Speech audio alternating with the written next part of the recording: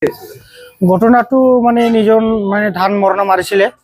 তাতে মানে গৈ থাকোঁতে মানে ট্ৰেক্টৰৰ মানে জ্বালাটো এই মেচিনটো পাল্টি হৈ কিনি চিপি দিলে তাৰপৰা চিপি কিনি মানে আমি এনেকা 5 ছেকেণ্ড মানে এনেকা হৈছে মানে চবেই আহি কিনি মানে জ্বালাটো উঠালে তেতিয়াহে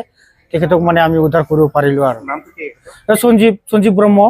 আছিলে সাংবাদিক আছিলে লোকক মানে কিবা মানে সহায় কৰিব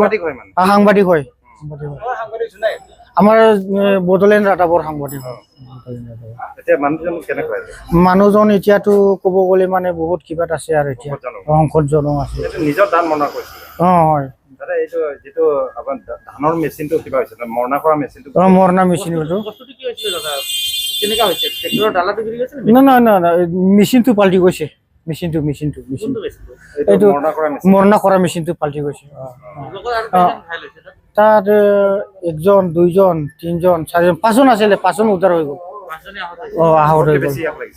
চবতকৈ একেটি বেছি হৈ গ'ল নিজৰ ধানটো মৰণা